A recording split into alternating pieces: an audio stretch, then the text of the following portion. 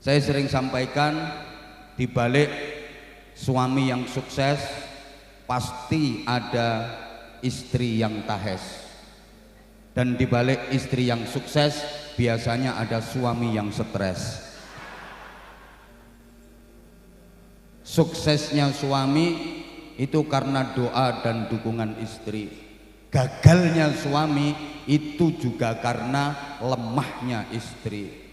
Ini Nabi sendiri yang menyatakan, yang membedakan aku dengan Nabi Adam, kata Rasulullah, itu soal istri.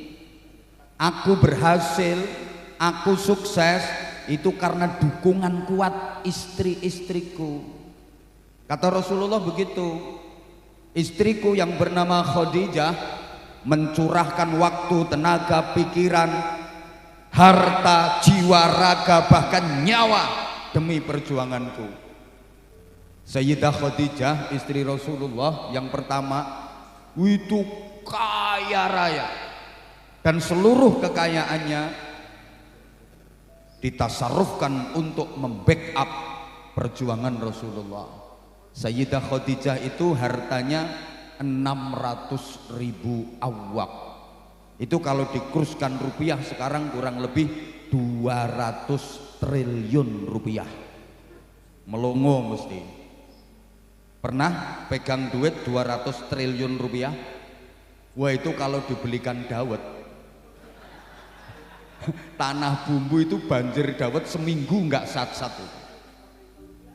Duitnya Sayyidah Khadijah yang 600.000 awak semuanya digunakan untuk membackup perjuangan Rasulullah. Kemudian istri-istri yang lain termasuk Sayyidah Aisyah mendampingi dalam suka duka, memberikan support, memberikan semangat, memberikan doa. Suksesku, keberhasilanku karena dukungan istriku. Gagalnya Nabi Adam itu juga karena istri. Nabi Adam dikeluarkan dari surga itu kan gara-gara istri. Betul? Gak paham ya wis ngomong betul no, urusannya biar cepet. Nabi Adam tuh awalnya ndak mau digoda sama iblis, karena iblis gagal memprovokasi Nabi Adam. Ibu Hawa yang diserang, kena Ibu Hawa. Udahlah, percaya sama aku, bilangin tuh suamimu, ini aja namanya syajaratul khuldi, pohon keabadian. Kenapa dilarang makan nama Allah? Karena kalau kamu sama suamimu makan buah ini, kamu akan abadi di surga. Allah nggak ingin itu, karena rencananya Allah kamu akan diusir dari surga. Kalau pengen terus bahagia di sini, makan aja. Akhirnya Ibu Hawa kan ngerayu Nabi Adam, Mas, aku pengen apa sayang? Pengen itu. Loh, nggak boleh, itu larangan Allah. Yang lain pengen apa tak turuti, asal jangan itu. Enggak, pokoknya aku pengen itu. Enggak mau. Yang lain enggak. Lah, perempuan itu kalau udah kayak gitu enggak dituruti biasanya ngancam, sayang sama aku apa enggak. Kalau udah enggak sayang bilang. Nih wong lanang wis kenek ngono ku lesok biasanya, lemes wis. Ya wis, akhirnya dituruti. Itu kan gagalnya Nabi Adam juga karena perempuan. Suksesnya Rasulullah juga karena dukungan istri. Maka ibu, suami itu pelupa.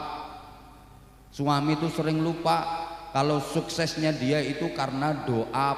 Ibu, biar kada lupa, nanti pulang dari sini di tembok rumah tulis yang gede, wahai suamiku, suksesmu karena doaku. By your wife.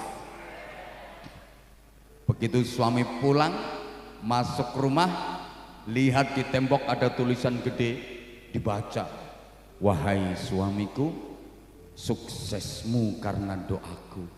Pasti suami akan menerima. Betul istriku, suksesku karena doamu. Berarti aku kalau pengen tambah sukses lagi, maka yang mendoakan aku harus tambah lagi.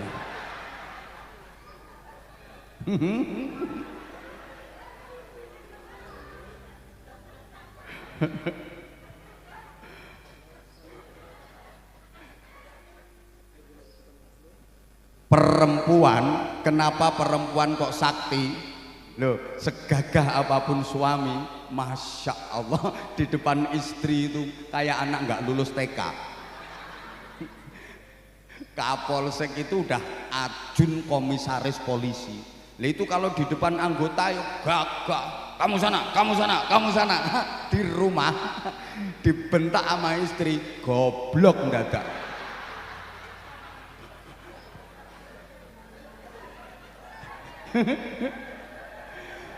Jujur Bapak, jujur, saya ini biasa ceramah di hadapan puluhan ribu ibu-ibu. Kalau lagi muslimat wilayah, muslimat cabang itu puluhan ribu perempuan, puluhan ribu ibu-ibu saya ceramai, biasa saya. Tapi coba tebak, kalau lagi di rumah saya nyeramai istri apa diceramai istri?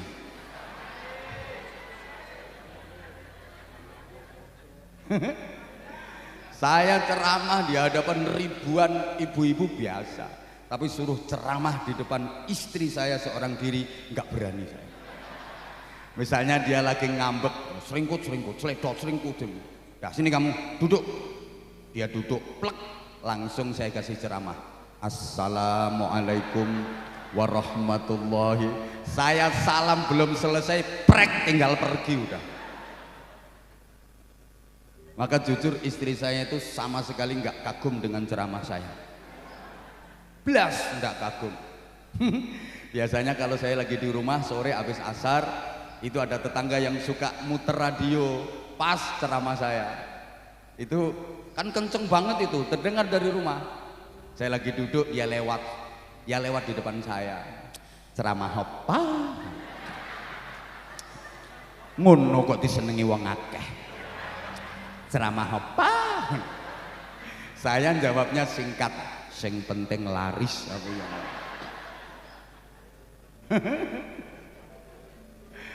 Allah ya Karim. Saya juga pengen tahu kalau ada suami yang bisa ngajarin istrinya, tolong saya diinfo. Jadi kiai itu kelihatannya pinter kalau di luar. Kalau di rumah ya Masya Allah udah nggak bisa dalil, nggak bisa. Misalnya istri lagi ngomel istri itu nggak boleh suaranya lebih kenceng, lebih keras daripada suami, dilaknat seluruh makhluk yang kena sinar matahari.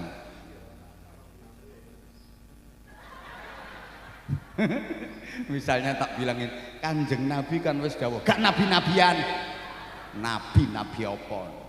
Maka sekarang banyak perempuan yang lebih menonjol dibanding laki-laki. Kok ditanya menonjol apanya? Apa yang dimiliki laki-laki perempuan punya. Kalau diadu lebih menang perempuan daripada laki-laki. Laki-laki itu cuman kelihatan tampangnya aja, tampilannya aja kayaknya gagah kuat, tapi kalau diadu demi Allah kalah sama perempuan. Coba laki-laki mengandalkan ijazah, perempuan zaman ini juga punya ijazah plus wajah 1-0. Laki-laki mengandalkan kelulusan, perempuan zaman ini juga punya kelulusan plus kemulusan 2-0. Mulus kamu geribal. Laki-laki mengandalkan keterampilan, perempuan zaman ini juga punya keterampilan plus penampilan 3-0.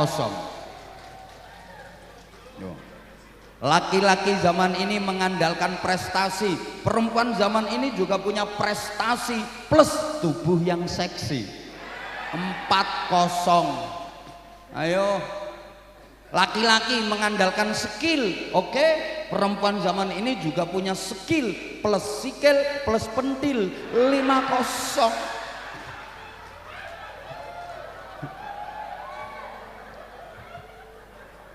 Kalah. Loh, soal kerja kalah jauh. Laki-laki itu paling kerja sehari semalam 8 sampai 10 jam. kerja 8 sampai 10 jam, pulang sampai rumah makan, habis itu ngorok. Tapi kalau istri kerjanya nonstop 24 jam, mulai terbit matahari sampai terbenam mata suami. Betul Ibu? Selama mata suami belum terbenam, mata istri nggak bisa terpejam.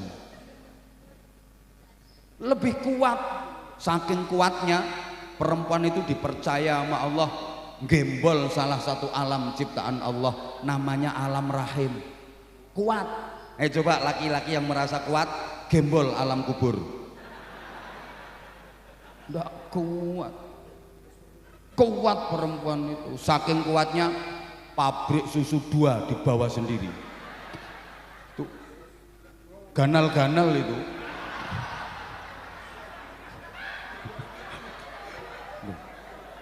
Pabrik susu loro lo disonggo dhewe kuat. Lah wong lanang nggawa ndok loro cilik-cilik masih minta bantuan burung. Ndak mampu bawa sendiri. Dan ndak kuat.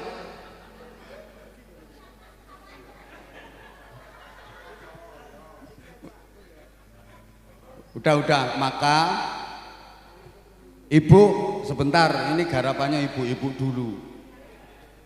Sebagai perempuan kenapa sakti? Karena perempuan itu berasal dari kata dasar empu, dan empu itu kan pembuat senjata. Empu gandring, empu supo, empu tantular, empu sendok, itu kan sakti-sakti. Lah perempuan itu berasal dari kata dasar empu dengan awalan per dan akhiran an, perempuan. Makanya sakti. Gak ngandel ya wis. Iki mikire suwe kok. Ya Allah ya Karim. Allahumma sholli ala Muhammad. Allahumma sholli ala Muhammad. Oke, nanti kita sambung. Sekarang saya hanya ingin mengingatkan kembali kepada Bapak dan Ibu sekalian tentang 6 harapan asasi hidup manusia agar hidup benar-benar bermakna. Jadi ada 6 harapan asasi agar hidup manusia itu benar-benar bermakna, dan sesungguhnya kita sudah sering diingatkan tentang 6 harapan asasi ini ketika kita berinteraksi dengan sesama. Cuman kita sering nggak menyadari. Apa saja? 1, hidup itu harus selamat. 2, hidup itu harus sehat.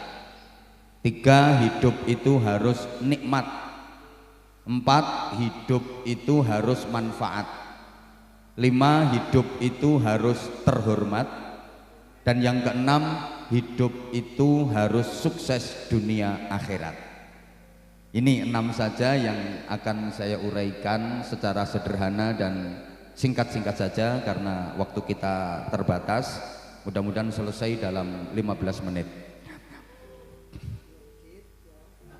Gak melu nyangoni, gak usah cerewet. Ini bosnya Pak Kaji Tony lo meneng. Gak nyangoni cerewet. Udah diem. Pokoknya 6 ini aja yang akan saya sampaikan. Pertama, hidup itu harus Allah ya Karim. Ya aku ngomong itu didengerin. Ini cantik-cantik on. Ibu dengerin kata-kata aku, malah terpesona memandang wajah aku. Dengerin. Coba perhatikan. Pertama, hidup itu harus selamat. Yang kedua harus sehat. Yang ketiga harus nikmat. Yang keempat harus manfaat. Kelima harus terhormat. Keenam harus sukses dunia akhirat. 6 kata akhirannya at dan masing-masing ada keterkaitannya. Ini nggak gampang, makanya larang. Nggak pengen murah ya bojomu kon ceramah. Murah mahal itu tergantung kualitas.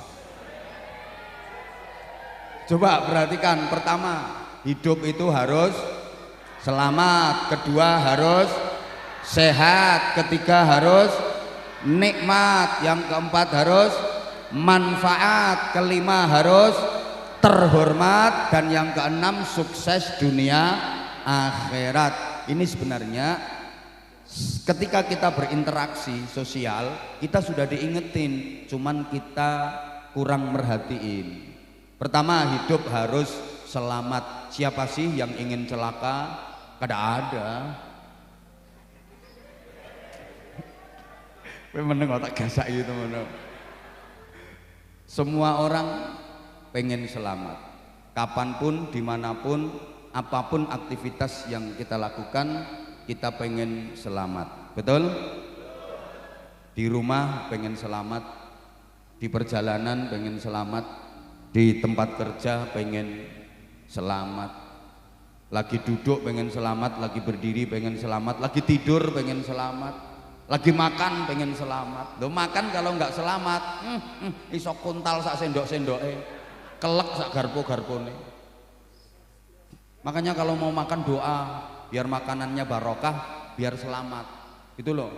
Ini aneh ini, kalau mau makan yang disuruh doa anaknya. Ayo sayang, mau makan doa dulu, mau makan doa dulu. Baca anaknya, emang di sekolahan diajari, di tempat ngaji diajarin Bismillahirrahmanirrahim, Allahumma baik jana bima yajaktana wakina adabannan, amin. Mamai emplak-emplok ae. Ada yang kayak gitu, orangnya sekarang pakai jilbab warna putih pokoknya. Anaknya dipaksa-paksa suruh doa, mamanya nggak pernah doa, laklek kayak. Loh, maaf. Di toilet lagi BAB, kita pengen selamat. Ayo lagi BAB, berjuang, pertentangan, terus nggak selamat, berodoli sak usus-ususnya. Loh, setiap kita pengen selamat toh, maka kalau kita berjumpa dengan saudara yang seakidah, kita diperintah untuk mengucap dan menjawab salam, yang itu berarti mendoakan keselamatan. Ketemu dengan saudara yang seakidah, ketemu dengan saudara yang seiman, kita diperintah untuk assalamualaikum. Nah, yang Pian jawab waalaikumsalam, ganteng oon. Assalamualaikum. Ini artinya apa? Ulun mendoakan Pian agar selamat. Pian, iso kume ulun mbek Pian tok. Mendoakan ulun agar selamat. Ini karena memang setiap kita pengen selamat, dan ucapan selamat ini menjadi tradisi dan budaya di masyarakat kita. Yang ini bagus banget. Ketemu di waktu pagi, selamat pagi, betul? Ketemu di waktu siang ya selamat, ketemunya waktu sore selamat, ketemunya waktu malam ya selamat. Ini menjadi budaya. Tahun baru aja ada ucapan selamat tahun baru. Ada yang nikah kasih ucapan selamat menempuh hidup baru. Ada yang khitan kasih ucapan selamat menikmati bentuk baru.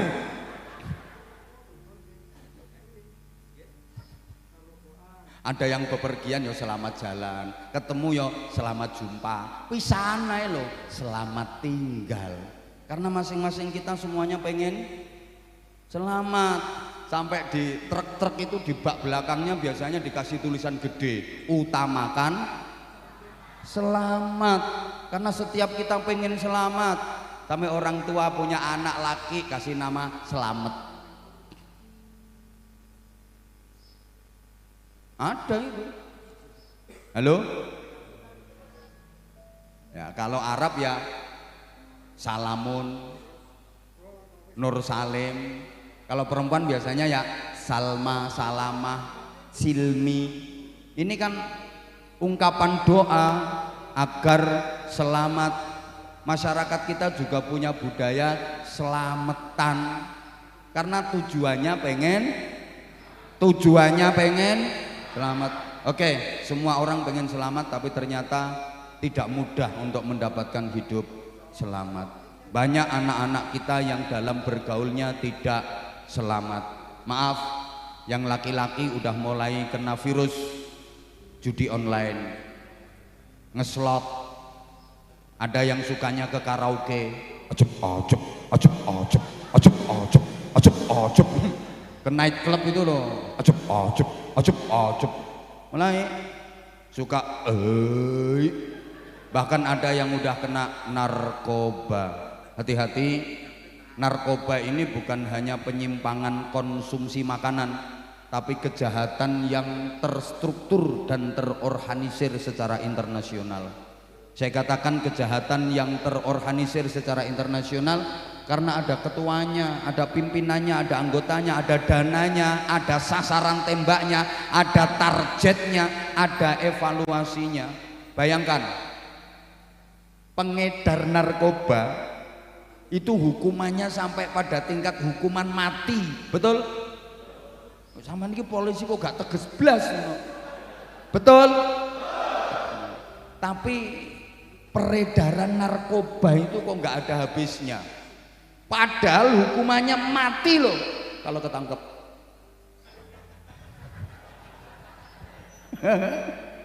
Kecuali backingnya kuat. Hukumannya mati, tapi peredarannya kok nggak berhenti-berhenti, ya karena terstruktur dengan baik secara internasional, pengen merusak generasi bangsa. Awas, hati-hati, banyak anak-anak perempuan yang dalam bergaulnya juga tidak selamat, terkena imbas pemilu, perkawinan hamil dahulu. Kalau orang Jawa bilang tengkek biri meteng dikek rabi kari.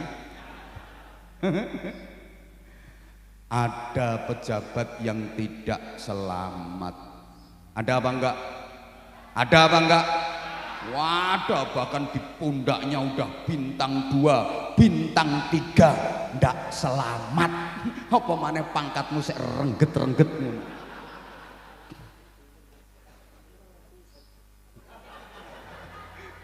Izin, saya ngaji di mana-mana ya kayak gini. Wong jenderal tak gasaki apa maneh trimo rengget-rengget ngono. Gak trimo minggato. Pengen tak mutasi, tak cari NRP-mu besok geser kan. Lho wong saya mutasi Kapolres aja bisa, apa maneh trimo Kapolsek enteng. Wong kene jalure langsung pusat kok.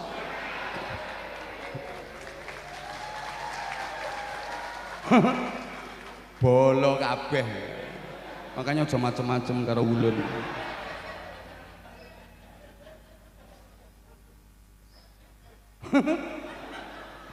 Meneng kok. Loh, banyak kok pejabat yang nggak selamat. Baru menjabat 2 bulan tangkep KPK. Tuh makanya kita harus berikhtiar maksimal agar selamat. Perilaku kita harus perilaku yang menyelamatkan. Ucapan kita harus ucapan yang menyelamatkan. Hati-hati dengan lisan. Salamatul insan fi hifdzil lisan. Hati-hati, karena mulut santan binasa, karena mulut badan binasa. Hati-hati dengan ucapan. Ucapan kita bisa menentukan keselamatan kita.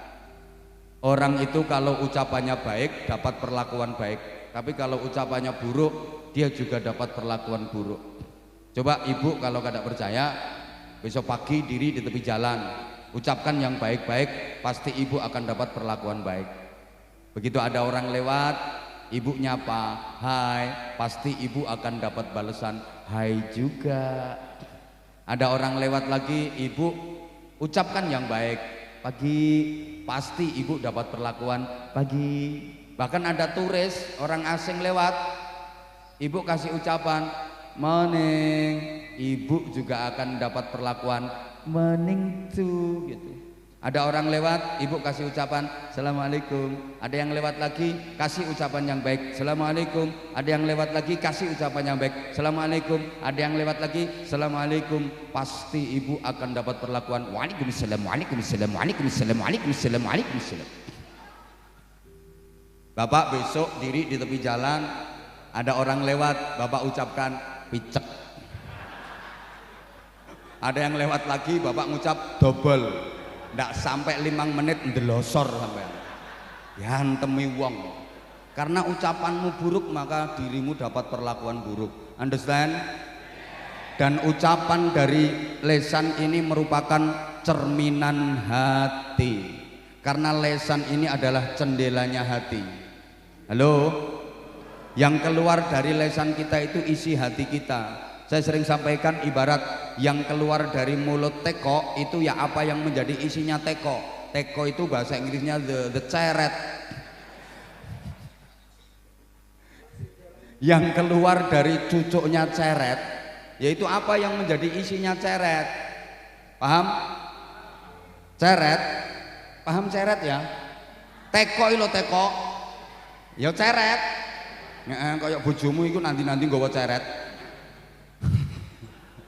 Ceret kalau dalam isinya kopi dituangin dari mulutnya yang keluar kopi yang kenceng dong. Ceret kalau dalam isinya jahe dituangin dari mulutnya ya keluar. Ceret kalau dalam isinya susu dituangin dari mulutnya yang keluar susu. Bapak kalau yang keluar susu pasti 2. Lah yang susu itu pasti 2. Kalau cuma 1 namanya su. Kalau susu pasti 2, kalau cuma 1 namanya, kalau 2, kalau 3 lah no. Makanya susu itu pasti 2. Jadi ingat, saya pernah ke kantin ya, kantin. Saya kalau lagi ngopi nyantai itu di tengah perjalanan ngaji biasanya kan mampir ke kantin, ke warung gitu, nyantai. Nyamar bapak, pakai celana, pakai kaos, kacamata hitam, topi ambles, nyamar bro, nyamar. Kan wajahku wajah pasaran. Itu ditanya sama pelayannya, kebetulan pelayannya cewek. Mas, mau pesen apa? Saya bilang susu mbak. Dia nanya lagi, pakai es mas? Ya mesti mbak, susu pakai es. Kalau nggak pakai es ya aku yang ngono. Lah yang susu itu pasti pakai es. Kalau nggak pakai es namanya kayak nasi bebek, harus pakai B, nasi bebek. Kalau nggak pakai B jadi nasi gregeten aku.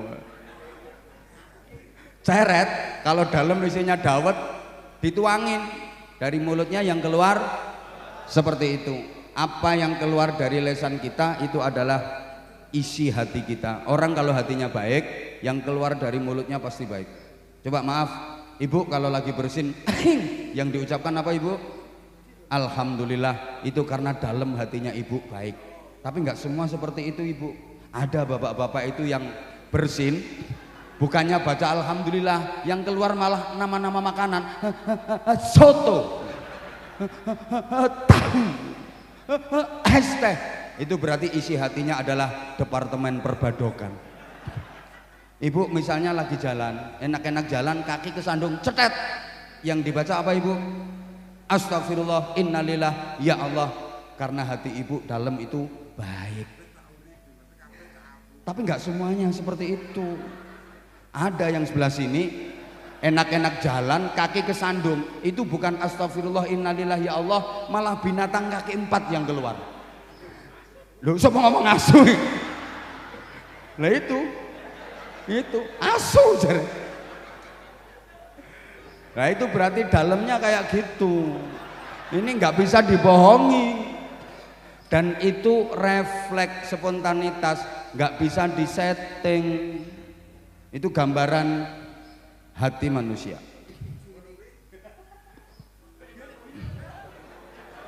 Pertama,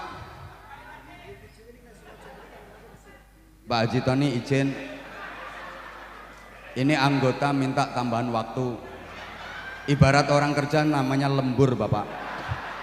Jadi harus ada lemburannya. Ya.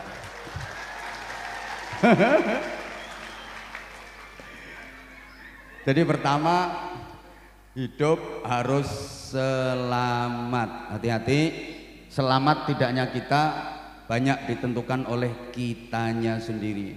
Ucapan kita harus ucapan yang menyelamatkan, perilaku kita juga harus perilaku yang menyelamatkan. Ada anggota polisi yang karirnya lagi bagus-bagusnya tapi tiba-tiba kena PTDH, pemberhentian tidak dengan hormat. Kenapa? Ya karena perilakunya sendiri yang tidak menyelamatkan dia. Betul? Ngono. Kemarin di sini juga ada. Orangnya udah minggat. Ya saya ngikuti, Polres manapun itu saya ikuti. Semua anak buah. Kowe gak percaya tak antem tumpeng kok tak antem mingkong kok. Serius ini, serius. Saya bisa ngerekong. Guyumu lo gak enak di rumah. Kedua, hidup harus sehat. Ini dalam berinteraksi kita udah diingetin. Coba kalau ketemu sama temen, ketemu sama saudara, setelah mengucapkan salam, assalamualaikum, waalaikumsalam, yang ditanya pertama pasti kabar tentang kesehatan. Betul? Itu mesti pertama. Assalamualaikum, waalaikumsalam, gimana kabarnya, sehat? Mesti gitu. Assalamualaikum, waalaikumsalam, kepriwe kabar Rika? Sehat? Mesti gitu. Pripun kabare? Sehat? Mesti gitu. Saya belum pernah dengar ada orang ketemu sama teman, ketemu saudara, assalamualaikum, waalaikumsalam, gimana kabarnya? Gering? Nggak ada. Yang ditanya mesti kabar tentang sehat. Demikian pula yang ditanya jawabannya alhamdulillah sehat, walaupun dia lagi sakit. Itu kalau ditanya gimana Bu, sehat? Alhamdulillah sehat, padahal raine tempelan koyok 24. Ngomongnya ya sehat, saking pengennya sehat gitu loh. Masa ada orang ditanya gimana Mbak kabarnya, sehat? Sehat apaan? Habis mencret 8 kali. Ya meskipun habis mencret 8 kali nggak dibilang, nggak diceritain mencretnya, yang dibilang sehatnya. Betul? Ini kenapa? Ini juga doa bahwa setiap kita pengen sehat. Meskipun orang udah tua, gimana kek, nek, gimana kabarnya? Sehat, alhamdulillah nak, sehat. Tapi ya sehatnya orang tua loh. Beda kan sehatnya orang tua sama yang masih muda. Kalau masih muda sehatnya betul-betul prima, luar dalam sehat. Tapi kalau udah tua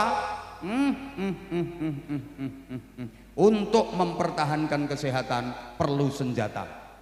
Coba kalau udah tua, mbah-mbah, kakek nenek itu, maaf kalau lagi bepergian, dalam tas isinya apa? Minyak angin, minyak kayu putih, fresh care. Ya ngono-ngono itu. Wong kadang-kadang pergi ya bepergian, udah tengah jalan itu loh, balik pak, senjatanya kari. Untuk mempertahankan kesehatan udah perlu senjata. Saya beberapa waktu lalu lagi ngaji bareng sama pejabat-pejabat tinggi, belum naik ke mimbar, masih duduk. Kanan kiri saya itu pejabat-pejabat tinggi. Kebetulan saya waktu itu lagi flu, bersin terus. Ditanya mas sebelahnya, Pak Ustadz flu ya? Iya kayaknya. Lu kanan kiri itu langsung ngeluarin minyak angin. Aku mikir pejabat tinggi itu yang nggawa senjata ternyata. Tuh, apalagi ibu-ibu, maaf, kadang-kadang belum bisa tidur kalau malam, nggak bisa tidur sebelum pegang 2 senjata. Tangan kanan botol diisi air hangat untuk tolak angin, tangan kiri minyak kayu putih untuk tolak suami. Ibu-ibu kadang suka jahat kalau lagi capek males melayani suami. Suami datang dengan semangat 45 menggelora, ibu lagi males blonyoan minyak kayu putih sekujur tubuh. Suami langsung balik kanan, kena pembunuh selera tingkat tinggi.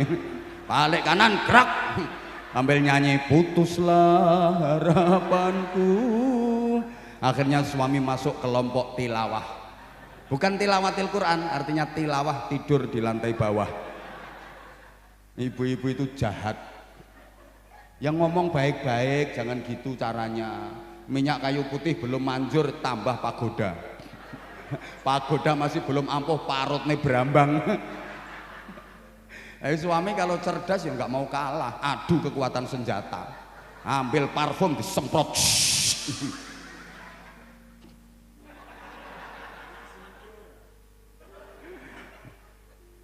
Maka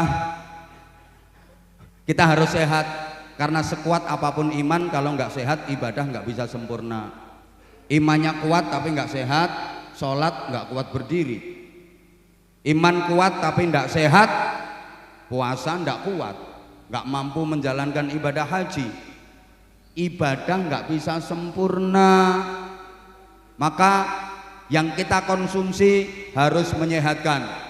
Perilaku kita harus perilaku yang menyehatkan. Allahumma sholli ala Muhammad. Dan semua ibadah yang disyariatkan dalam Islam itu menyehatkan kalau kita kerjakan dengan baik dan benar. Nih, jadi sehat harus kita ikhtiari. Halo? Orang sakit itu karena beberapa hal. Satu, pola makan. Dua, pola pikir. Tiga, pola hidup. Empat, kakean pola. Nah, yang paling banyak itu yang nomor 4 itu. Kakean pola itu yang bikin orang sakit. Maka sehat itu meliputi 5 hal: fisik, psikis, sosial, kultural, and spiritual. Understand? Ibu-ibu kalau saya bilang understand, ibu jawab yang kenceng yes gitu. Saya ulang, understand?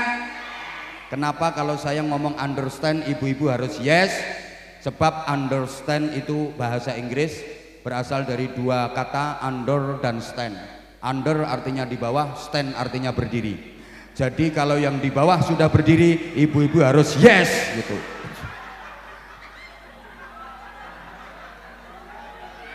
Ibu understand? Lah gitu. Kok ketawa? Tanya guru bahasa Inggris.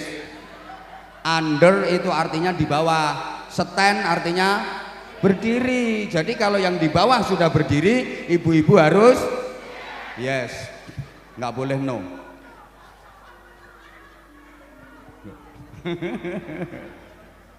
Masya Allah.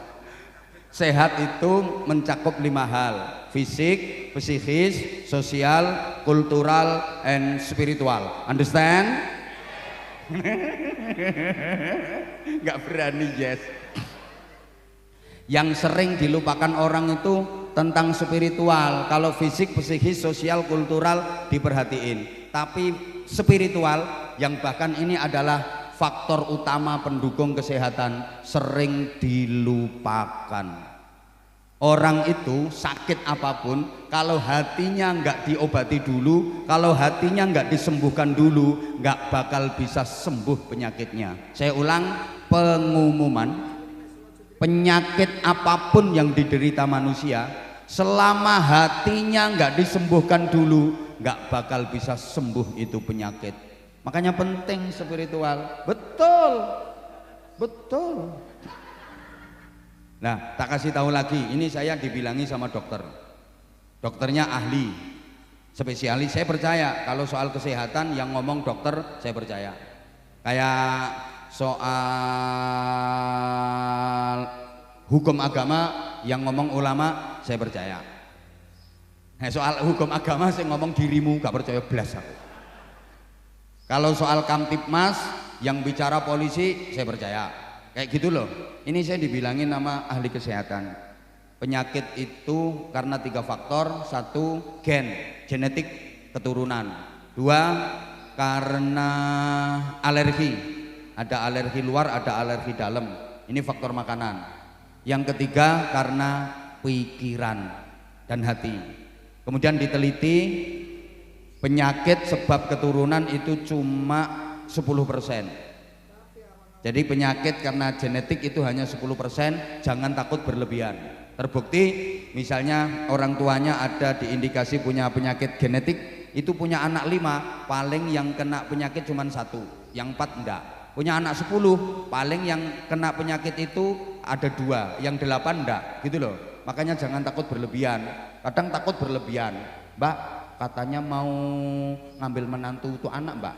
Iya, harinya udah jadi, kalau bisa dibatalin. Apa nggak ngerti itu bapaknya kencing manis, pasti anaknya kencing kecut. Nggak bener itu. Kadang masyarakat kita itu jahat. Kalau ada orang yang disinyalir diindikasi punya penyakit keturunan terus dikucilkan. Bayangkan misalnya yang kena penyakit itu kita atau keluarga kita, terus dikucilkan masyarakat, kayak apa perasaan kita? Gitu loh mikirnya. Penyakit karena makanan, alergi luar, alergi dalam itu 15%. Maka juga jangan takut berlebihan. Misalnya sakit ini nggak boleh makan ini, nggak boleh makan ini, nggak boleh makan ini. Sebenarnya nggak apa-apa. Yang penting halalan thayyiban. Islam nggak ada larangan, Rasulullah juga nggak pernah melarang. Silahkan. Misalnya asam aurat, katanya nggak boleh makan udang lah, nggak boleh makan kepiting lah, nggak apa-apa. Yang penting halalan thayyiban dan jangan berlebihan. Jangan berlebihan. Yang bikin sakit itu berlebihan. Jangankan orang sakit, orang sehat aja kalau berlebihan bahaya. 2, setelah makan nggak usah cek, nggak usah periksa.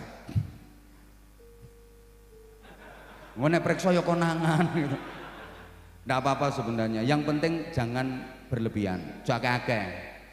Nah, penyakit sebab pikiran itu 75%. Jadi banyak orang sakit-sakitan itu bukan karena genetik, bukan karena faktor makanan alergi, tapi karena terlalu banyak pikiran. Halo. Akeh wong gering, gak mergo turunan, gak mergo panganan, tapi mergo pikiran. Orang itu kalau kebanyakan pikiran, hatinya susah. Kalau hatinya susah, sarafnya kaku. Kalau saraf udah kaku, penyakit gampang masuk, terus sakit, terus diem, terus mati. Berasal dari terlalu banyak pikiran. Makanya saya itu gak pernah ngelihat ada orang gila kok batuk, bersin, itu saya gak pernah ngelihat. Sehat-sehat, padahal kehujanan, kepanasan, dirubung laler. Orang-orang gila sing keleleran di jalan-jalan itu loh, sehat-sehat, batuk enggak, pilek enggak. Kemarin waktu Covid merajalela, orang gila itu 0%, enggak ada yang kena Covid, sehat-sehat. Kenapa? Ya karena enggak banyak pikiran. Makanya kalau Anda pengen sehat, silahkan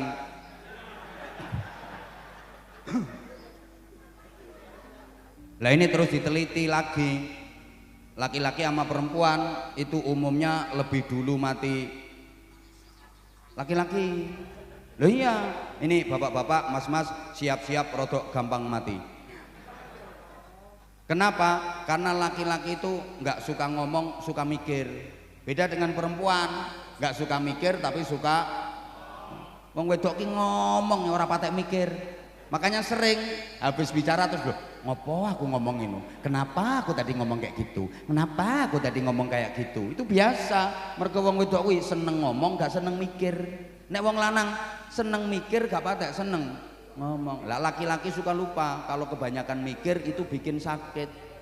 Kebanyakan ngomong biasa, ndak apa-apa. Misalnya ya, banyak omong kok bikin sakit, itu guru-guru TK udah sakit semua. Penceramah-penceramah gering-gering kabeh. Ndak apa-apa. Nah, gitu loh. Wong lanang lah mikir.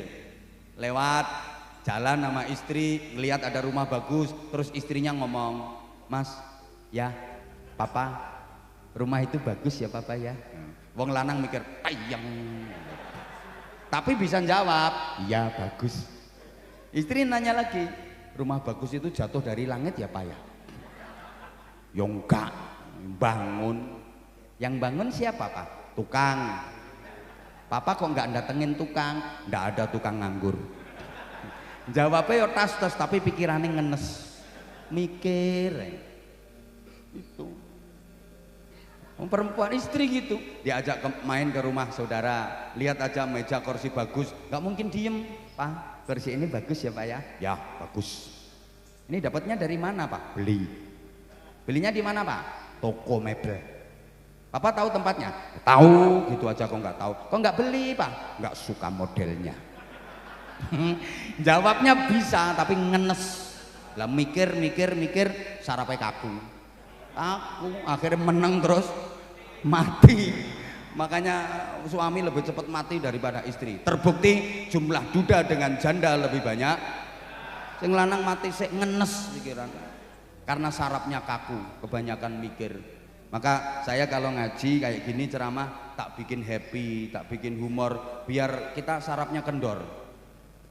Biar nggak kaku saraf, wajib petentengan yo. Kaku gampang mati. Pernah suntik ke dokter.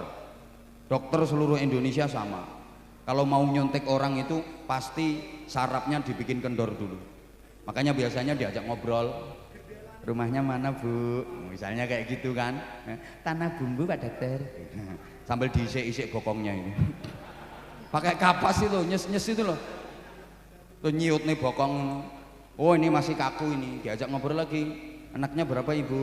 6 Pak Dokter. Loh kok banyak? Iya. Cus. Jadi dokter mau ngecus itu nunggu pasiennya. Orang kalau ketawa itu sarafnya kendor. Kalau saraf kendor, pantatnya empuk. Ini dicubles enak. Cus. Obat masuk rata ke sekujur tubuh, sembuh. Lah orang kalau cemberut, betutut, itu sarafnya kaku. Kalau saraf kaku, ini pantatnya atos. Cublesannya alot. Kadang jarumnya sampai bengkong. Akhirnya dokter pakai tangan dua, keretek cetok. Obat ndak masuk ya cuma bokongnya tok yang mentol, ndak sembuh. Lah manusia itu sarafnya kaku apa kendor itu tandanya di pantat. Bokong itu ilmu kedokteran. Makanya titenono wong wedok lemu kapan guyu bokongnya mesti mau obat mabit. Dibonceng motor iso lah kocek kabeh. Ya karena itu sarafnya kendor, atine seneng gitu loh. Sehat iya ya. Penyakit apa? Lemburannya ada enggak ini Pak Ton? Lah penyakit itu ada dua. Ada penyakit dohir, ada penyakit batin. Ada penyakit jasmani, ada penyakit rohani. Oke, penyakit jasmani itu ya penyakit yang terdeteksi secara medis. Semua penyakit yang bisa dideteksi secara medis itu penyakit dohir, penyakit jasmani. Panunen, kadasen, kurapen, korengen, cantengen, kutilen, bubulen, korengen, gondongen, cureken, pokoknya en itu. Wes semua penyakit yang bisa dideteksi secara medis itu penyakit jasmani, penyakit dohir. Halo? Katanya minta dilanjut, kok nggak diperhatiin. Kalau penyakit rohani, penyakit batin itu penyakit akhlak, takabur, sombong, ujub, sum'ah, riya, bakhil, dan sebagainya. Tolong perhatikan, yang bikin orang masuk neraka itu bukan penyakit jasmani tapi penyakit rohani. Nggak ada ceritanya orang dihukum di neraka gara-gara penyakit liver. Nggak ada. Kenapa Ibu kok dihukum di neraka? Gara-gara saya gudiken. Nggak ada. Orang dimasukkan ke neraka itu karena penyakit rohani gitu loh. Mbok paham mbok enggak ngene iki aku susah. Polisi ganteng-ganteng oon. Diajak ngomong kok gak nyaut. Paham apa enggak yang saya omongin? Lah kalau nggak paham ya percuma ya, dari tadi saya ngoceh kayak gini. Paham kan? Ya udah, jadi kalau penyakit jasmani, penyakit dohir, pengobatannya gampang. Kenapa? Yang sakit ngerasa, yang sakit ngerasakan sakit. Kalau dia nggak tahan, mau berobat, gampang sembuhnya. Tapi penyakit rohani, ini yang sakit itu nggak ngerasa kalau dia sakit. Yang kemeng itu tetangganya. Gitu loh. Yang kena imbas dampak sakitnya itu tetangganya. Kalau penyakit dohir, penyakit jasmani, ya yang ngerasa sakit ya yang penyakitan itu. Misalnya ada orang bisulen, gede, sak terong. Wah ini yang bisulnya aduh temennya ya senyum-senyum. Kok tambah panjang mas? Nanti kalau manen kabarin mas ya. Beda dengan penyakit rohani, penyakit batin. Ini yang sakit dia nggak ngerasa kalau lagi sakit. Tetangganya yang kemeng. Contoh, misalnya di satu kampung ada pencuri, ada maling. Itu yang sakit kan pencurinya, yang sakit kan malingnya. Tapi yang bingung, yang susah, yang sumpek siapa? Tangga-tanggane gitu loh. Loh, maling itu misalnya dia punya barang dicuri orang, pasti dia nggak suka. Loh kok dia tega nyuri barangnya orang, berarti nggak waras itu, sakit itu, paham? Sakit itu. Ibu maaf, ibu misalnya diomongin sama temen, ada orang lain ngomongin tentang ibu suka apa enggak? Enggak suka, sorry. Ibu pernah ngomongin orang? Oh gak waras berarti. Emane ayu-ayu gendeng.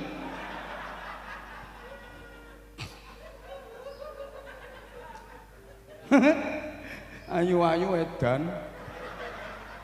Loh, ibu kalau diomongin orang ibu nggak suka, kenapa masih ngomongin orang? Berarti kan nggak waras.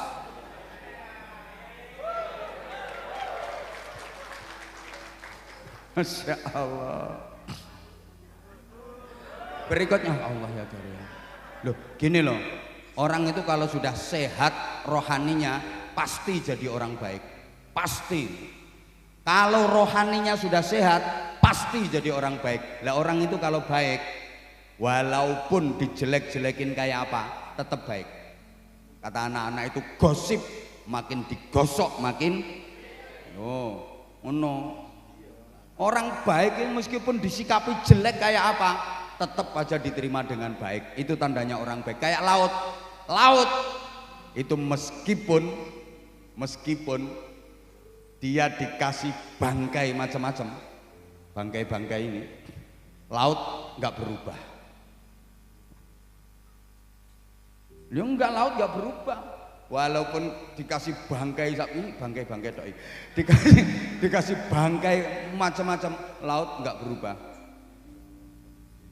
Loh, beda dengan sapi tank. Sapi tank itu meskipun digebyur parfum berapa botol tetap bau. Loh, orang itu kalau udah baik disikapi jelek kayak apa dia tetap menerima dengan baik karena dasar hatinya baik. Allahumma sholli ala Muhammad. Contoh ya, ada ibu itu pasti sayang sama anak. Pagi-pagi lagi sarapan sambil mangku anaknya yang masih bayi, baru dapat 3 sendok, anaknya yang masih bayi ceret prokotok. Apakah anaknya dibanting? Loh enggak, malah seneng kok. Pintere anaknya, tahu mama lagi makan dikasih vitamin gitu. Padahal dikasih gitu dianggap vitamin, ngono loh. Ya Allah, ada kakek sore-sore punya cucu masih kecil, digendong di pundak sini loh, diajak mau ke warung.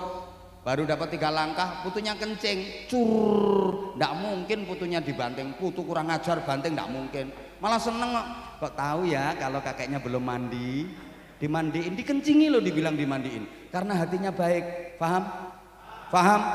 Tapi orang kalau hatinya udah rusak, kalau hatinya udah sakit, rohaninya sakit, masya Allah, ada orang senyum aja katanya menghina.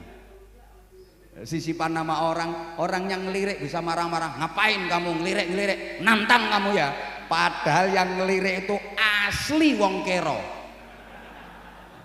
Nah orang kero itu ngelirik nggak ngelirik ya sama gini. Tapi karena dasar hatinya udah sakit maka dia jadinya kayak gitu. Yang kedua sehat, waduh nggak cukup ini lah 6 nih. Yang ketiga, astagfirullahaladzim. Lah, anggota Polri itu ya harus sehat luar dalam. Itu loh maksudku. Ya sehat jasmani dengan olah fisik itu udah bidangnya pian. Tapi bin rohtal, pembinaan rohani dan mental itu juga penting. Harus potongan kayak gini. Izin Pak Kabak. Ini kalau nggak dibina rohani dan mentalnya bahaya. Model kayak gini loh, tukang malak nih modelnya ngene iki. Lho aku ngerti aku wajah-wajah tukang malak ya aku ngerti. Oleh aku sing dipalak tak sikat dhewe aku. Pangkatmu apa? Loh, harus ada pembinaan. Nah, kalau enggak bahaya loh nanti. Kon sampean wis dadi perwira, rohanine enggak sehat. Bahaya. Loh sampai ada kasus enggak dengar itu sama-sama anggota. Suami sama istri sama-sama anggota. Loh istrinya bakar suaminya sendiri itu. Anggota itu dua-duanya. Itu kan polisi gak waras ya. Ojo guyang-guyu. Polisi tembak polisi, lapor ke polisi, itu kan gak waras semua itu namanya.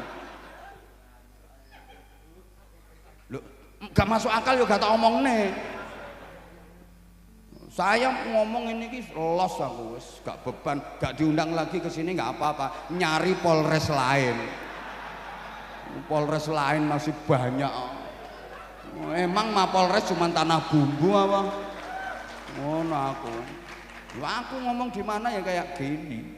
Apalagi kalau Jawa Timur, Jawa Tengah itu wis hampir 100% semua Mapolres pernah ngundang saya. Ya tak ajak kayak gini, tak gandeni kayak gini. Gelem ngene gak gelem ya aja diundang. Salah ae sing ngundang. Jadi kalau yang saya sampaikan salah, sikap saya salah, tersangkanya Haji Tony. Oh iya. Oh no, di persidangan aku yang ngomong, jangan salahkan saya. Itu makhluknya. Oh no. Wong yang bawa ke sini, yang saya ke sini dia yang bawa kok. Masalahnya udah tahu kayak gini dibawa. Ya berarti kan BAP-nya dia nanti yang salah. Oh no.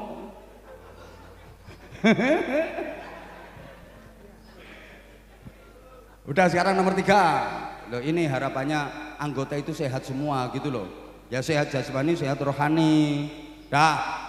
Yang ketiga sekarang hidup itu harus nikmat. Setiap kita pengen nikmat dan sebenarnya ketika berinteraksi kita udah apa ya dikasih pelajaran. Makanya acara kayak gini pasti ada konsumsinya, ada makanannya, ada snacknya. Ini untuk menguji kenikmatan.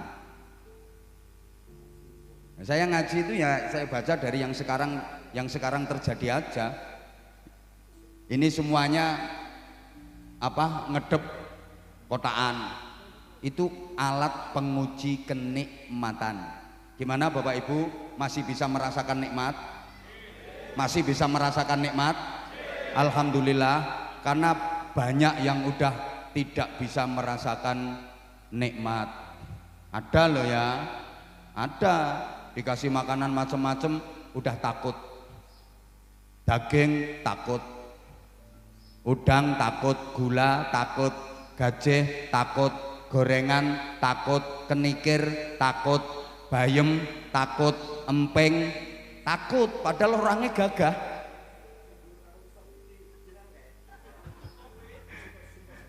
Apalagi kalau maaf udah kena penyakit komplikasi, dengan semua menu makanan yang digemari nggak berani mengkonsumsi.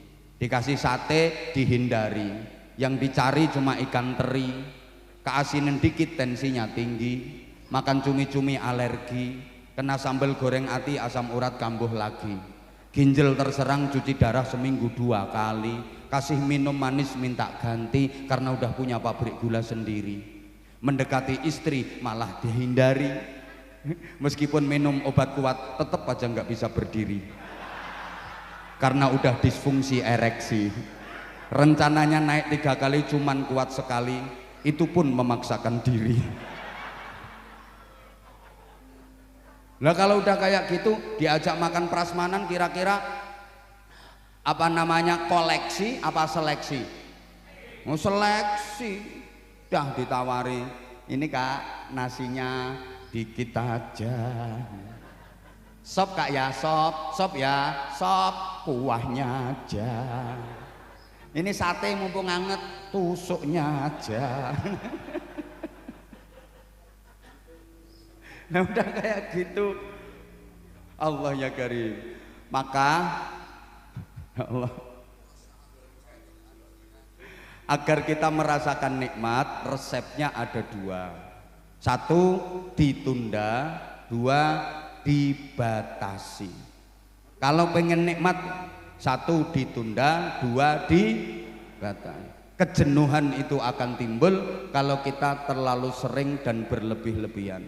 Apa saja kalau terlalu sering dan berlebih-lebihan pasti jenuh, pasti bosen. Bapak Ibu tiap hari makan dengan menu yang enak-enak, menu spesial, pasti jenuh, pasti bosen. Betul? Maka kalau kayak gitu terus menerus pasti nggak nikmat. Kalau pengen nikmat caranya satu, ditunda. Makan minum ditunda, jangan tiap hari. Terutama Senin sama Kamis makan minum ditunda. Caranya gimana? Puasa, namanya puasa Senin Kamis. Kalau nggak kuat boleh dibagi, bapaknya yang Senin, ibunya yang Kamis. Jadi tiap hari Senin bapaknya nyenen, tiap hari Kamis ibunya ngemis.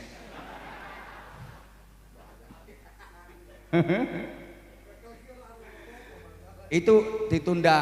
Nah nanti kalau buka puasanya dibatasi, jangan over.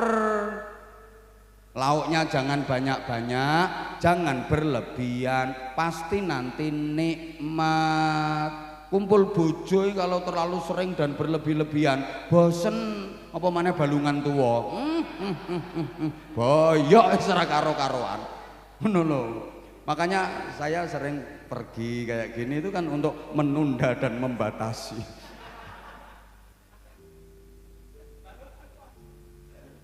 Nah itu loh. Halo?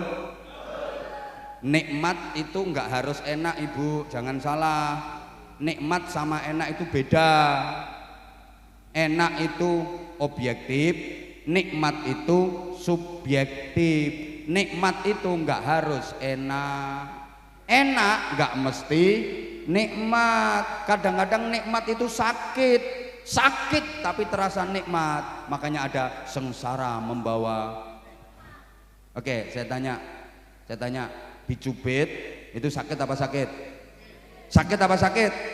Secara objektif sakit, tapi secara subjektif tergantung siapa dulu yang nyubit.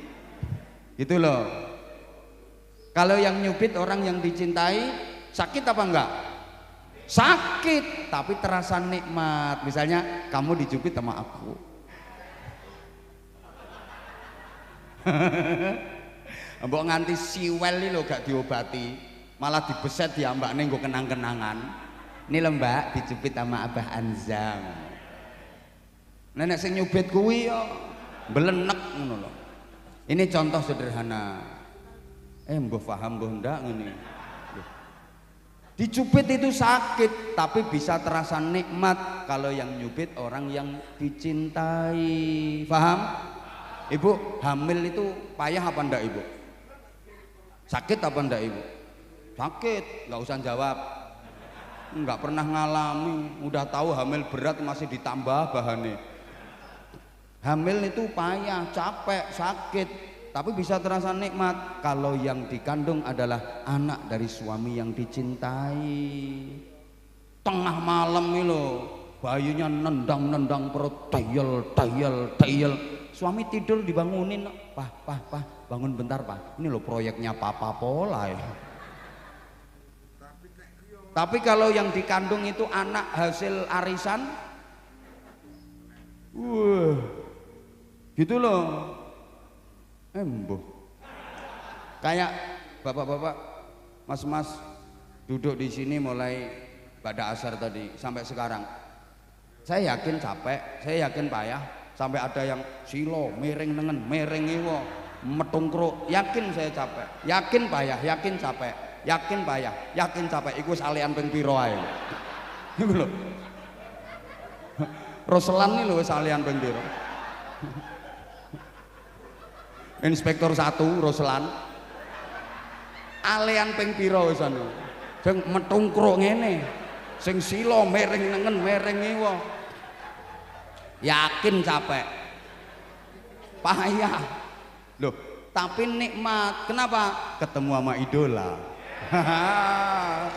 Itu menengok ya, pangkatmu lagi ngene.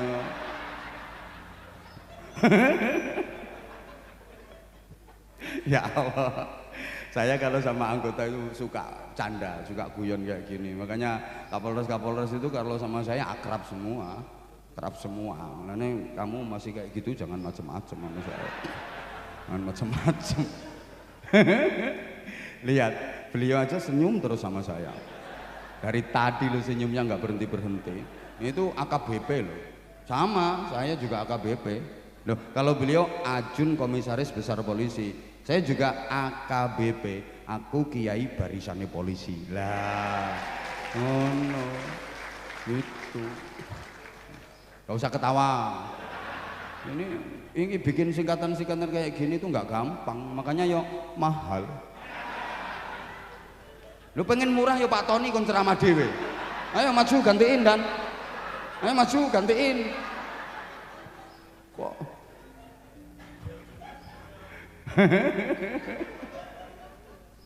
Masya Allah. Loh, nikmat itu kadang-kadang ada pada rasa sakit. Sakit tapi nikmat. Ada seorang laki-laki, dia sakit lumayan parah sampai opnam di rumah sakit berhari-hari. Tapi dia merasa nikmat. Begitu udah sembuh diajak pulang sama keluarganya, dia nggak mau. Diajak pulang nggak mau, padahal udah sembuh. Kenapa? Dia lebih merasa nikmat di rumah sakit karena dia lagi jatuh cinta sama perawatnya. Mau dibilangin kok, kadang sakit tapi terasa nikmat. Dikasih sakit jadi deket sama Allah, banyak berdoa, banyak berzikir. Tadinya kalau sehat, omongannya itu kotor, jelek, kadang-kadang.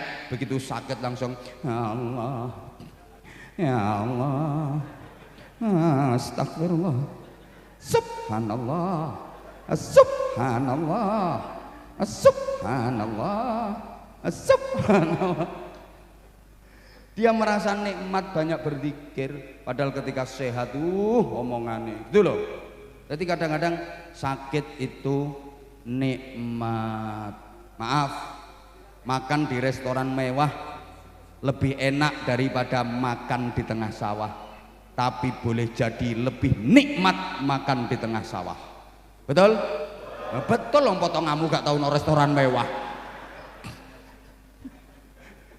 Duit sendi bukan restoran mewah. Lo makan di restoran mewah segala menu ada, kadang-kadang nggak nikmat, baru oleh rong sendok keselak karena dia dengar ada orang batuk dari belakang. Suaranya persis wong sing diutangi. Ya keselak kok. Ngono lho. Wes. Yang keempat, aduh jam 6 misalnya.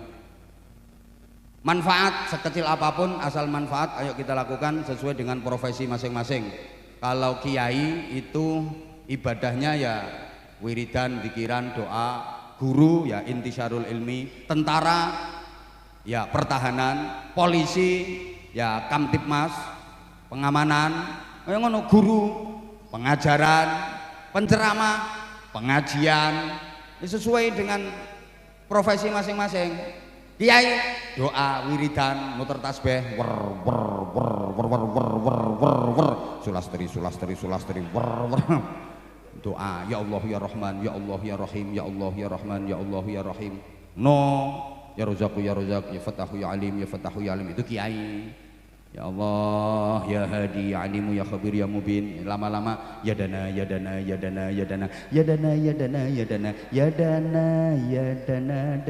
Kiai bangun masjid kehabisan semen. Ya dana. Dana nggak keluar, dana nggak turun. Ya nasib. Kalau orang kaya ibadahnya apa? Nyumbang banyak duit. Bukan doa, salah pasang itu. Orang kaya kok doa itu nggak mandi, malah ngerusak hadis. Yang ngerusak hadis. Ulun pernah di pesantren didatengin orang kaya. Saya tahu kalau dia kaya dari mobilnya. Harganya udah di atas 5M, mesti orang kaya. Dan itu bukan rentalan. Orang kaya bener, tak ajak keliling. Pas kebetulan lagi bangun pesantren, gedung tahfidzul Quran. Dia tahu lagi bangun, Pak Kiai lagi bangun. Ya insya Allah ini untuk asrama tahfidzul Quran. Ya saya doakan mudah-mudahan cepat jadi bangunannya. Langsung tak omongi, aku gak butuh dongamu. Dipikir dia tak ajak keliling jalan-jalan tak mintai doa apa? Orang kaya doa itu merusak hadis. Loh, hadisnya itu qiwamud dunya bi arba'ati asya. Satu, bi ilmil ulama, ulama berjuang dengan ilmunya. Dua, bi adlil umara, pemimpin pejabat berjuang dengan keadilannya, kebijakan. Tiga, bi sakhawatil aghniya, orang kaya dengan kedermawanannya, berjuangnya, ibadahnya orang kaya, nyumbang gak ndonga ngerusak hadis. Yang doa sing melarat-melarat ngono kuwi itu bagian donga. Orang kaya kok ndonga, tak bilangin, ndak, aku gak perlu dongamu. Ngerusak hadis kamu. Kalau orang kaya itu ibadahnya nyumbang. Itu loh, dengerin Pak Tony.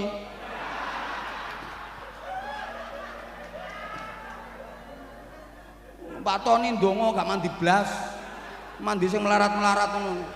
Lah makanya Pak Tony suka bantu yang miskin-miskin, itu nanti yang miskin dibantu kan otomatis doa. Lah itu kecipratan dongane wong melarat.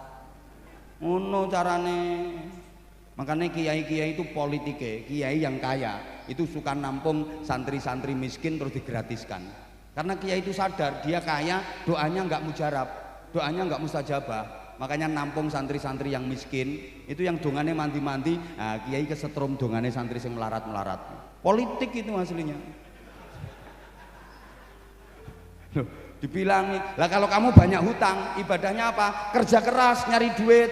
Jangan salah, hutang banyak pengen lunas ke masjid, sewaktu-waktu di masjid terus lunas enggak hutangnya? Lunas apa enggak? Lunas nek nyolongi kota amal. Oh no. Ya, jangan salah gitu loh. Jadi ibadah sesuai profesi, izin kayak Kapolsek, ibadahnya ya Kamtipmas, wilayah hukum, wilayah hukumnya kondusif, aman, terkendali, itu ibadah yang paling berpahala. Misalnya Pak Tony tiap hari menginstruksikan kepada anggota wajib puasa tiap hari. Ini malah anggota Polsek mana Pak Tony? Hah? Simpang 4 lemes semua. Lo poso kabeh, ada orang lapor dan motor saya hilang, udah urusi sendiri, seluruh anggota lemes. Ya nggak keterima puasanya. Lah Kapolsek seanggotanya lemes kabeh. Ini malah puasane Kapolsek seanggota ndak diterima sama Allah. Ngono, mulane Kapolsek ndak puasa ndak apa-apa. Mau kesenengan wis males poso diomongin ngene. Yang penting wilayah hukumnya kondusif. Itu ibadahnya jangan salah. Kapolres turuh tahajud tiap malam, wiridan tahajud. Lah akhirnya Mapolres Tanah Bumbu ini kacau semrawut tuh, nggak ada apel, nggak ada apa. Lah mana Kapolresnya? Karipan. Ya nggak dapat pahala. Ngono loh. Mbok paham mbok ora pokoknya ini. Yang kelima, hidup harus terhormat. Makanya kita diajari coba di acara event semacam ini tadi mulai MC sambutan semuanya kan yang saya hormati Bapak Kapolres, yang saya hormati Ibu Ketua Cabang Bayangkari, yang saya hormati para pejabat utama Mapolres, yang saya hormati para Kapolsek jajaran, yang saya hormati karena semua orang pengen dihormati, semua orang pengen terhormat, sejelek-jeleknya orang ketawa itu orangnya tetap pengen dihormati. Kalau nggak dihormati marah. Maka izin saya kalau ngaji di lapas, ngasih pembinaan ke lembaga pemasyarakatan, itu yang saya hadapi kan para penjahat, yang saya hadapi kan mereka narapidana. Betapapun saya harus menghormati mereka. Saya kalau ngomong hati-hati, bapak-bapak, ibu-ibu, saudara-saudara sekalian yang saya hormati, karena mereka juga pengen terhormat kok, walaupun jalannya masih salah. Coba kalau saya jujur, bapak-bapak, ibu-ibu, saudara-saudara sekalian, para penjahat yang terlaknat, yang moralnya bejat, yang menjadi sampah masyarakat, yang bangsat dan yang keparat. Gak bisa mulai aku. Bisa dilempar sandal, diantem watu, diantem kursi. Saya tetap yang saya hormati, mereka juga pengen dihormati kok. Halo? Bahkan ketika saya ngasih pembinaan di lokalisasi, itu yang saya hadapi PSK, perempuan suka konoan.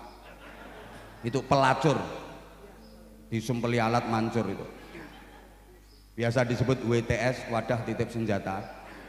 Walaupun yang saya hadapi perempuan-perempuan nakal, saya ngomongnya ibu-ibu dan mbak-mbak sekalian yang saya hormati. Coba kalau saya ngomong ibu-ibu dan mbak-mbak sekalian, para lonte-lonte, juga para begenggek-begenggek yang sudah nyenyek, sudah lecek, ya, dicamah aku diumpah-umpah. Ya kalau cuma dicamah diumpah-umpah, kalau ditawari, ayo. Ayo Pak Ustadz, untuk Pak Ustadz diskon 50% ya. Kayak kacau. Siapa ngomong mangkat no? Oh ketara langganan yo. Apa Sunardi? Oh Sumardi. Asli ketularan Roselan. Kok iso mangkat iki lho. Ya, semua orang pengen terhormat gitu loh. Maka ucapan kita, sikap kita, perilaku kita harus mengantarkan kita terhormat bukan hanya di dunia tapi terhormat pula di akhirat. Sehingga yang keenam, hidup harus sukses dunia akhirat. Ini terungkap dalam doa sapu jagat, Rabbana atina fid dunya hasanah wa fil akhirati hasanah wa qina adzabannar. Kalau hanya sukses di dunia rugi, karena di dunia itu nggak lama, temporer. Sukses yang sesungguhnya adalah kesuksesan di akhirat. Insya Allah meneladani Rasulullah untuk menggapai sukses di akhirat akan saya sampaikan pada serial berikutnya.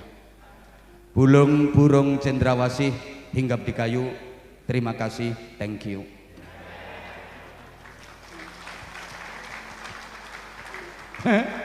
Hidup menyakitkan tanpa hadirnya seorang kekasih.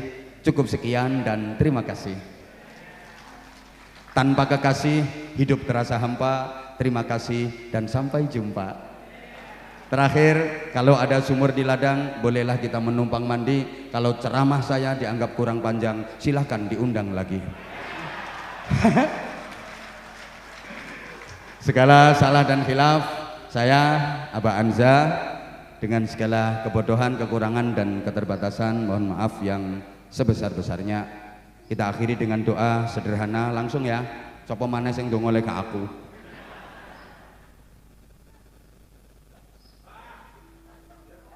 Roselan kon ndonga ya gak pantes. Ya aku wae Pak Roselan. Malah salah kabeh engko ndongane. Ngono lho, engko donga arwah sing diwaca malahan. Itu lho Pak Roselan, izin Pak Roselan, Pak Sumardi. Paling akrab saya karo Pak Ruslan. Menengo liyane menengo. Kok tahu? Lho kene ana tulisane nama kok enggak tahu lho. Dah wes pokoknya ini yang saya sampaikan. Ini perdana saya di Polres Tanah Bumbu. Salam ke Pak Kapolres. Mudah-mudahan sukses dalam karir.